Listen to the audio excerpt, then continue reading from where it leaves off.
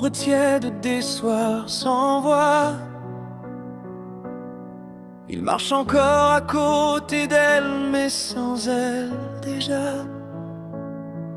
Les silences ont remplacé les promesses d'avant, et leurs regards s'évitent comme deux inconnus errants. Elle ferme les portes avant même qu'il n'entre. Ses gestes deviennent des murs, ses soupirs des centres d'un monde où il n'a plus de place, plus de droit. Même ses doigts sur sa peau sonnent faux, maladroit.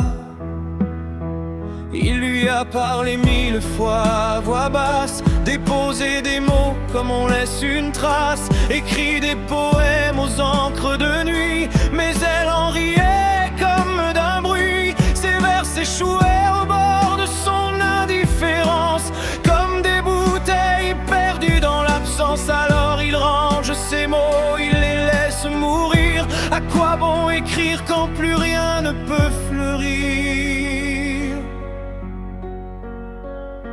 Tout m'est pas cette indifférence, passe des airs dans ces silences.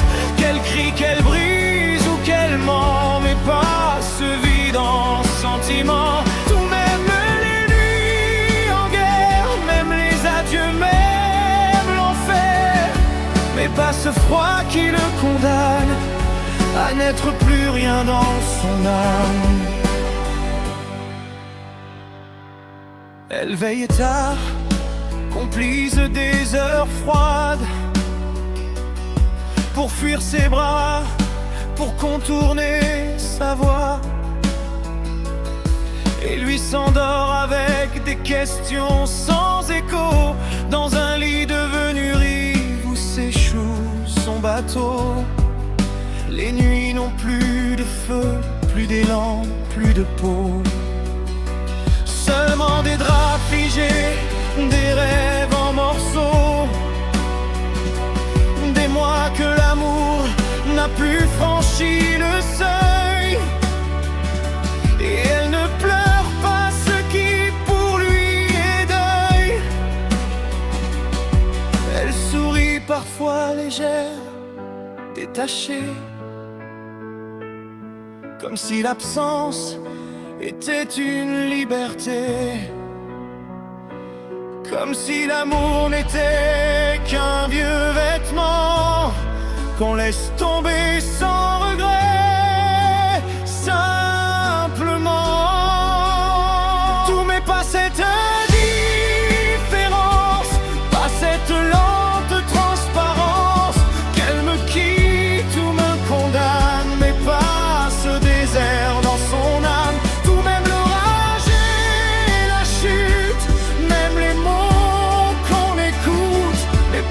Rien qui me traverse comme une fin sans univers. Pas un mot doux ne glisse entre ses lèvres closes, pas un je t'aime qui fleurit, pas même une rose. Ses mains ne cherchent plus les siennes égarées, et ses caresses sont des terres oubliées. Il n'est plus qu'un passant dans leur propre maison, un souffle utile, une ombre sans saison, gardien des jours, des factures et du temps, mais plus jamais l'homme qu'elle aimait vraiment. Et dans ce théâtre au rideau tiré, il joue encore sans savoir s'il doit rester. Mais dans le noir une vérité s'écrit, on ne retient pas un cœur déjà parti. Qu'elle parte ou qu'elle se défende, qu'elle avoue, qu'elle se rende, mais qu'elle vive au moins, qu'elle ressente encore. Car mourir vivant, c'est pire que la mort. Tout m'est